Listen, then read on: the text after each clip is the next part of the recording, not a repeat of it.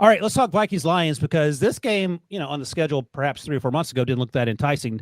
I've been sort of on the Lions for a while. Like I'm really high on. I love Dan Campbell. Like I have no idea. I say it all the time if he's great at X's and O's, but I feel like he motivates his players to the extent that they will run through a brick wall for him. I think Jared Goff has exceeded everyone's expectations since coming over from LA.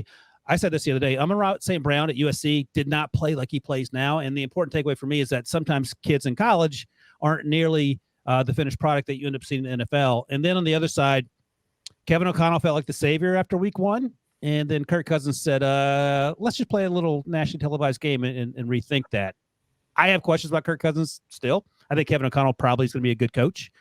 Where are you coming down in this game that you'll be in the booth for?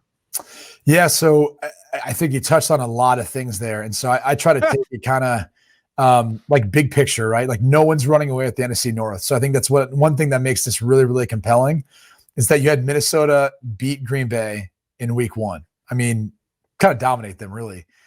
And so you go, okay. And then you have Green Bay dominate Chicago week 2. So they kind of got their win in the division and now they've got to win. And so they're sitting at 1-1.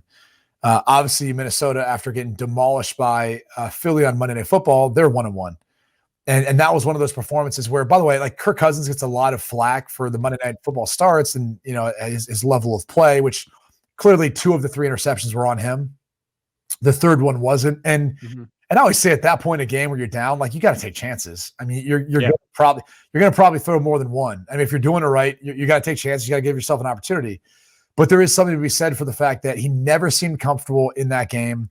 The offensive line gave up some pressure at times. They never got really a running game established. They never got Justin Jefferson the ball. And credit Darius Slay. He was phenomenal in that game. I thought he could have gotten away with like a PI early on that first, I believe it was the third down. They tried to target Jefferson. Looked like he was holding his arm maybe a little early, but that kind of set the tone. And then after that was like the rest was history. But, that being said, like I kind of think about Minnesota and I wonder, all right, like which one are we going to get? Like what we saw week 1 versus Green Bay or what we saw on Monday Night Football on the road. For Detroit, like their Dr. Jekyll and Mr. Hyde is more of the fact like their offense has been phenomenal, right? Like they're putting up a ton of points. You mentioned Amon-Ra St. Brown. Now, I will say this. I'll differ with you in the sense that like I loved Amon-Ra coming out.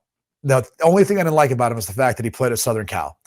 Outside of that, I loved that young. Well, good for you. Yeah. Reminds me of Steve Smith. Like that was my comp for him. That's a great one. And he just the way, I mean, he is like the pit bull of the family. When you talk to his dad, John Brown, and you're, Quinn St. Brown, like when you get the different personalities, that's the pit bull. Like that's the one that he's not the size or the Adonis effect of his dad or his brother. Right. But he's got a lot of crap to him, if you know what I mean. Great route runner, strong hands, attacks the football with his hands. He's the kind of kid that like you could tell they were going to try to like Sam Darnold got the football to as much as possible. I loved him. I thought he was a value play, and it's awesome to see him excelling now and having that chemistry with Jared Goff. I think the last 8 games, what he's done has been only up there with like the Antonio Browns of the world and a few others. And then Jared Goff, for that matter, his last one, here's the stat I've got. His last 8 starts, he's 17 touchdowns, 3 interceptions, and he's got a 4-3-1 record as a quarterback there in Detroit.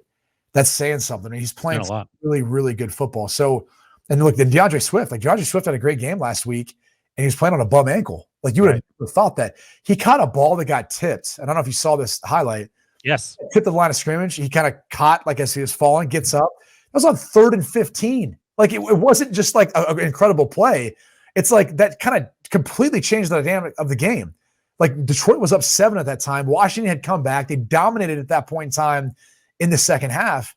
And it was like that singular play, like literally broke back open Detroit winning that game and beating Washington. So my thing with them is like their Dr. Jekyll and Mr. Hyde is more of like, where's the defense at? Because we saw the defense first half, pitch a shutout, Aiden Hutchinson has 3 sacks. Like they're all over Carson Wentz. And then second half, you give up all those points and yards and everything else. And you're going, okay, wait, what happened here? Like tale of 2 halves. So I think it's going to be really fascinating to see how these 2 teams match up. I think it's going to be interesting to see, what the plan is for a guy like Justin Jefferson. I don't know if they feel like Jeff Okudah is similar to Darius Slay, where he can match up with Jefferson in those situations. There's some health, things there too. Some guys didn't practice on the injury report that we'll see if they go. But, all in all, look, it's a 1:00 start Eastern time. And, Kirk Cousins typically plays usually better football at that time, in that time slot. So, or as I call him, Andy Dalton 2.0.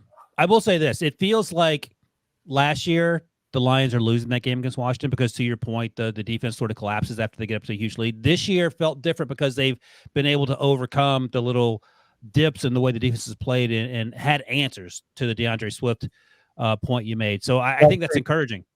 Ben Johnson's done a tremendous job calling plays. I think you can see last year he kind of took over the play calling towards the end of the year. He's done an unbelievable job. And one of the things I love that he does, and we talk about this sometimes in the show, he creates formations and he does things with the shifts and motions to give Jared Goff answers. Like, I just think Jared Goff is the type of quarterback, and McVay said this about him early in his career with the Rams. Like, he's the guy that you want to, kind of catch and shotgun, get the ball out quick, right? Like let him kind of spit the ball out, or deep, and then, deep play action fake, bombs downfield. And you're seeing a lot of that, and you're seeing a lot of like the 3-by-0 sets. You got 3 receivers on one side on the other. And that's going to give you a man zone indication. And if you can get some of those answers before the snap of the football, your matchup, what leverage you have, where to go, what routes are probably going to win, right? NFL is all about leverage. And you typically don't look at guys who they're going to have to go against someone's leverage, because it's really hard unless they're a stud to beat, a guy on an inside breaking route if he has inside leverage. So Ben Johnson does all those things the way he schemes. And like, there's small things that I love that they do. Like, they are so quick to the line of scrimmage out of their huddle. Like, I know it sounds stupid in like Pee Wee football, but like, you look at Denver, for example, like their operations, they get out of the huddle, they're slow walking up, it's like a methodical approach. You got 3 seconds on the play clock, delay a game again. Like, that's not happening in Detroit. Like, these dudes are fast to the ball, they get set, they're shifting their mode, all that. It's a snappy operation. Like, that's, to me, like a small thing, but it's a thing that stands out about like Dan Campbell and where he's building this team. So, like, to your earlier point, like about guys playing for him, like, I think they buy in and I think they love him. And I love that about this team. So I'm excited. Like, I get to talk to him. I'm talking to them tomorrow, and I get to talk to the Vikings on Friday before the game. So I can't wait. I really can't wait for this one.